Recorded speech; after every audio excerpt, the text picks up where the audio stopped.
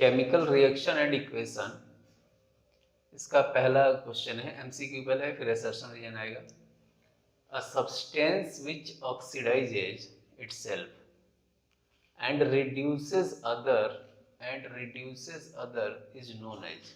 तो देखिएगा ये एजेंट की बात कर रहा है, तो एजेंट जो होता है वो हमेशा दूसरों का काम करता है। जैसे बीमा एजेंट है तो दूसरों का बीमा करेगा, खुद का नहीं करेगा। यानी कि ये एजेंट है तो बोल रहे रिड्यूसेस अदर, यानी कि दूसरे को रिड्यूस किया है। तो एजेंट कौन सा होगा? रिड्यूसिंग एजेंट होगा। खुद ऑक्सीडाइज हुआ है और बगल वाले को या दूसरे को रिड्यूस किया है, तो इसके इफेक्ट से अगर कोई रिड्यूस हो रहा है तो वो रिड्यूसिंग एजेंट होगा। अगर इसके इफेक्ट से कोई ऑक्सीडाइज हुआ होता तो ऑक्सीडाइजिंग एजेंट हो जाता। तो ये a substance which oxidises itself, खुद ऑक्सीडाइज हुआ है लेकिन दूसरे को रिड्यूस किया है, तो ये कौन सा एजेंट होगा? रिड्यूसिंग एजेंट होगा। विच ऑफ, अब ये सेकंड देखिए, which of the following reaction involves the combination of two elements, यहाँ पे छिपा हुआ है कॉम्बिनेशन ऑफ टू एलिमेंट्स। कौन सा इसमें रिएक्शन? दो एलिमेंट का कॉम्बिनेशन होता है। अच्छा, एलिमेंट क्या होता है? प्योरेस्ट फॉर्म ऑफ मैटर, किसी भी मैटर का प्योरेस्ट फॉर्म जो होता है वो एलिमेंट होता है। तो इसमें बोल रहा है कि कौन सा ऐसा रिएक्शन है जिसमें दो एलिमेंट का कॉम्बिनेशन हो रहा है। तो यहाँ तो कैल्शियम आयोडाइड है, ये तो एलिमेंट है नहीं, क्योंकि एलिमेंट या तो सिंगल होगा, मतलब जैसे हाइड्रोजन है, हीलियम है, लिथियम है, ये एलिमेंट हो सकते हैं, या फिर H2 यानी कि सेम टाइप के एटम से मिलकर बना है तो ये भी एलिमेंट होगा, या P4S8 अगर ये सेम टाइप के एटम से बने हुए हैं तो ये भी एलिमेंट होते हैं।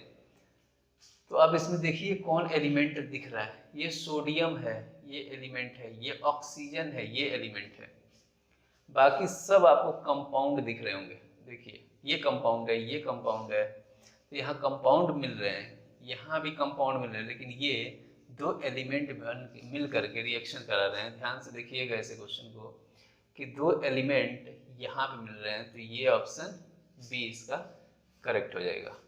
ऑप्शन सी देखिए, when hydrogen sulphide, hydrogen sulphide का मतलब H2S, hydrogen sulphide is passed through a blue solution of copper sulphate, blue solution of copper sulfate CuSO4, hydrogen sulfide plus copper sulfate, a black precipitate of copper sulfide is obtained। तो हमें क्या मिल रहा है? एक black precipitate मिल रहा है copper sulphide का, and the sulphuric acid so formed remains in the solution. और क्या बन जा रहा है? सल्फ्यूरिक एसिड बन जा रहा है, यानी कि H2SO4। The reaction is an example of, तो ये रिएक्शन किस टाइप का एग्जाम्पल है? ये रिएक्शन कौन सा है? अब ये देखिएगा, जैसे यहाँ ये ब्रेक हुआ है, H2S है तो ये H प्लस और S माइनस माइनस में टूटा होगा, क्योंकि यहाँ दो हाइड्रोजन है तो 2H प्लस और S माइनस माइनस। और ये कॉपर सल्फेट कैसे टूटा होगा? Cu plus plus SO4 minus minus. तो यहाँ से हुआ क्या है कि इस वाले का कैटायन इस वाले के एनायन के साथ आ गया, और इस वाले का एनायन इस वाले के कैटायन के साथ आ गया। देखिए CuS और H2SO4 बन गया। तो यहाँ पे डबल आयन चेंज हो रहे हैं, डबल आयन चेंज हो रहे हैं। तो जहाँ पे दो दो आयन्स चेंज होते हैं उसको क्या बोलते हैं? Double displacement reaction. ऑप्शन ढूंढ लीजिए इसमें, कॉम्बिनेशन रिएक्शन नहीं, डिकम्पोजिशन नहीं, डिस्प्लेसमेंट। ये हो गया आपका डबल डिस्प्लेसमेंट रिएक्शन, क्योंकि यहाँ पे दो आयन क्या हो रहे हैं? एक्सचेंज हो रहे हैं, तो ये डबल डिस्प्लेसमेंट रिएक्शन हो जाता है। अब देखिए question number 4, which of the following is a physical change. अच्छा, फिजिकल चेंज क्या होता है? जिसमें कोई नया प्रोडक्ट ना बने और इजीली क्या हो जाए? रिवर्सिबल हो। तो फिजिकल चेंज इनमें किस में हो रहा है? Formation of curd from milk नहीं, यहाँ नया प्रोडक्ट बन जा रहा है, मिल्क से कर्ड बन जा रहा है। तो ये कैसा रिएक्शन हो जाएगा? ये केमिकल चेंज हो जाएगा। राइपेनिंग ऑफ फ्रूट्स, फ्रूट्स जो हैं वो पक गए अगर, तो ये केमिकल चेंज हो गया, क्योंकि अब पका हुआ फल कच्चे फल में तो लौटेगा नहीं। अब ये getting salt from sea water, sea water से अगर आप सॉल्ट ऑब्टेन कर रहे हैं तो सी वाटर में भी सॉल्ट ही होता है। अब बाहर आप निकाल लिया अगर इसको तो सॉल्ट ही है, कोई नया चीज नहीं बना। Burning of would, burning of would, अगर वुड जल जाएगा तो कार्बन डाइऑक्साइड अगर बन जाएगा, तो ये भी केमिकल चेंज है, ये भी केमिकल चेंज है, ये भी केमिकल चेंज है। ये वाला क्या है? फिजिकल चेंज है, getting salt from sea water. Question number 5, what happens when copper rod is dipped in iron sulphate solution? यानी कि कॉपर रॉड को आयरन सल्फेट सॉल्यूशन में डिप किया जा रहा है। जैसे यहाँ पे आयरन सल्फेट का सॉल्यूशन होगा और यहाँ पे मान लीजिए कॉपर की रॉड लगाई जा रही है, तो अगर कॉपर रॉड आयरन सल्फेट में डिप किया जा रहा है तो ये रिएक्शन क्या बनाएगा? बोल रहा है कि कॉपर डिस्प्लेसेस आयरन।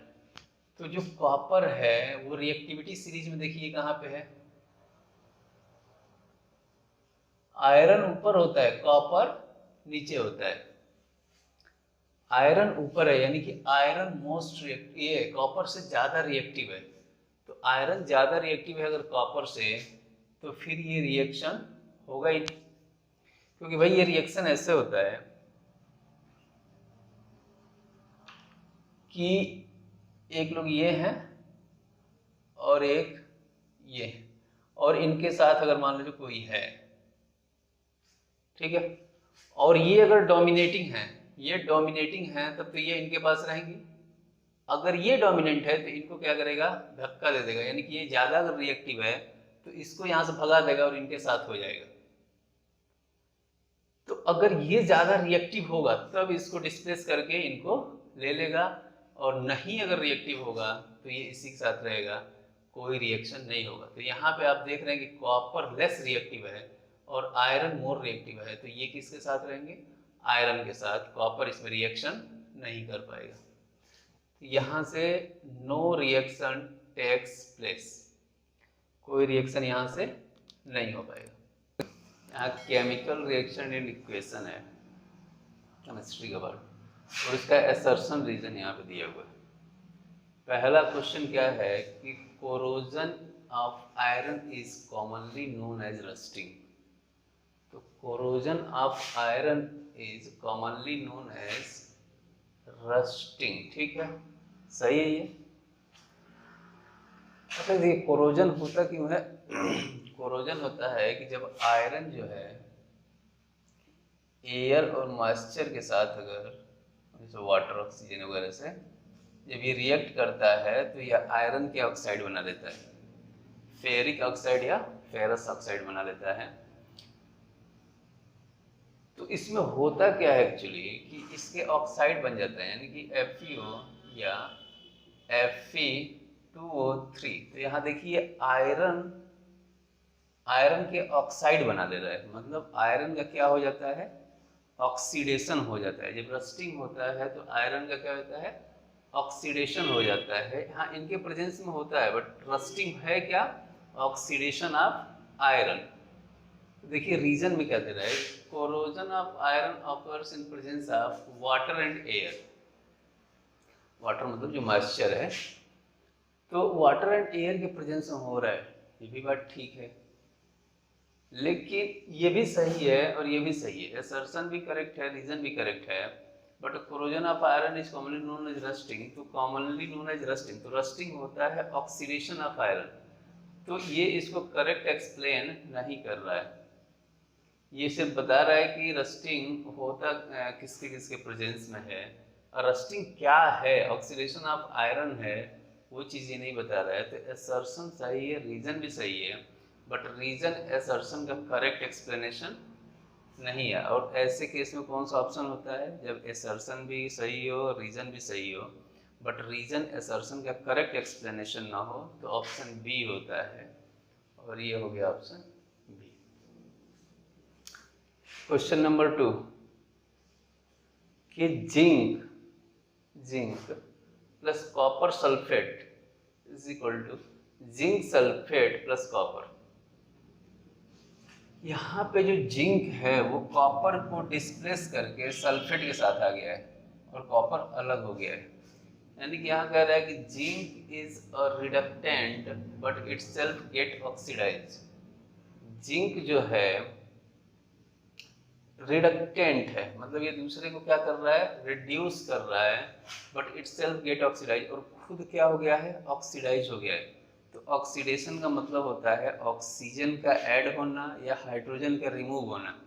और अगर इन दोनों चीज़ों में कोई ना समझ में आ रहा हो कि ऑक्सीजन ऐड हो रहा है, हाइड्रोजन रिमूव हो रहा है, तो हम क्या देख लेंगे कि ऑक्सीडेशन का मतलब होता है इसका ऑक्सीडेशन नंबर बढ़ जाना।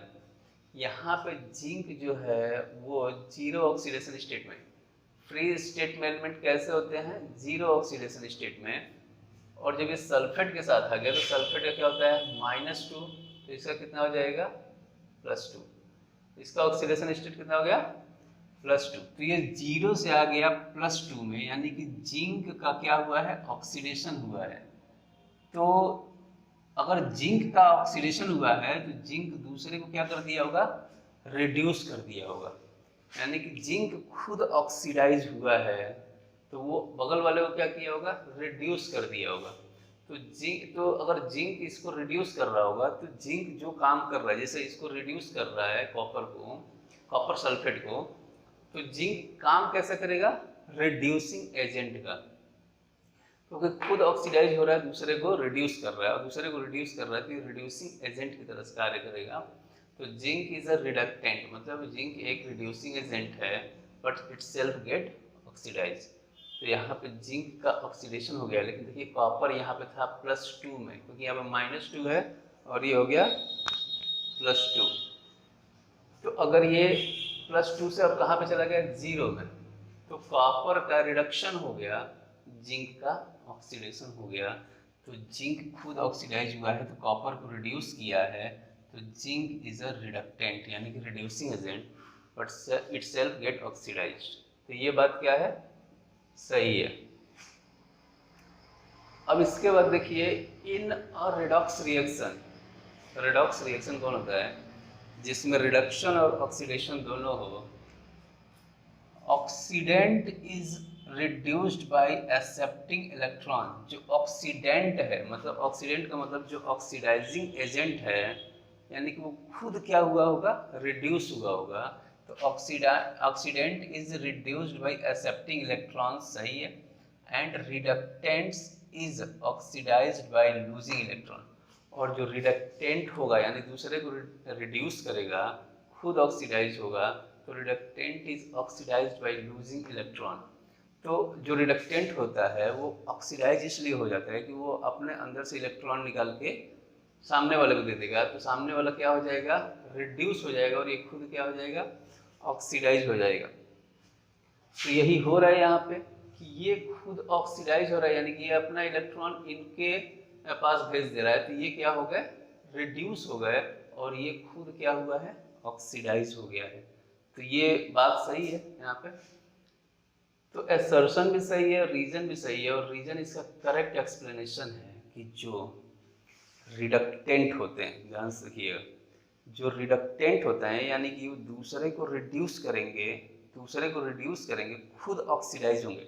यानी कि खुद ऑक्सीडाइज होने का मतलब वो अपने अंदर से इलेक्ट्रॉन निकाल रहे हैं, इलेक्ट्रॉन लूज कर रहे हैं, ऑक्सीडाइजिंग एजेंट या रिड्यूसिंग एजेंट। तो अपने अंदर से जब इलेक्ट्रॉन वो रिलीज करेंगे तो खुद क्या हो जाएंगे, ऑक्सीडाइज हो जाएंगे, और बगल वाला क्या हो जाएगा, रिड्यूस हो जाएगा।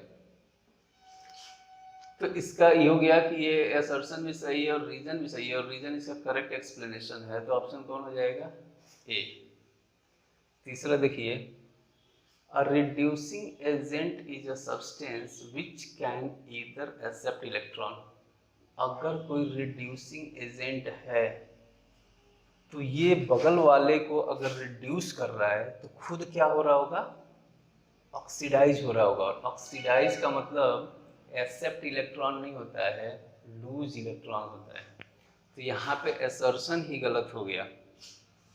और रीजन देखा जाए, a substance which oxidises itself is known as reducing agent. तो जो खुद ऑक्सीडाइज हो रहा है तो वो दूसरे को क्या किया होगा, रिड्यूस किया होगा, यानी कि रीजन सही है बट एसर्शन गलत है। और जब रीजन सही हो और एसर्शन गलत हो तो कौन सा ऑप्शन होता है, D. Question number 4, the balancing of chemical equation, अरे केमिकल दो बार हो गया, the balancing of chemical equation is based on law of conservation of mass. अच्छा, law of conservation of mass क्या बताता है कि रिएक्शन से पहले जितना मास है रिएक्शन के बाद भी उतना ही मास होगा, यानी कि इस रिएक्शन में ना कोई नया प्रोडक्ट बनेगा ना कोई ऐड होगा, कोई भी नई चीज़ ना बनेगी और ना ऐड होगी। यानी कि अगर रिएक्टेंट में A प्लस B है तो प्रोडक्ट हमेशा AB बनेगा, इसमें कहीं CD कोई ऐड नया नहीं ऐड होगा। अब जैसे मान लीजिए कि हाइड्रोजन है और प्लस ऑक्सीजन है, तो ये क्या बनेगा, H2O।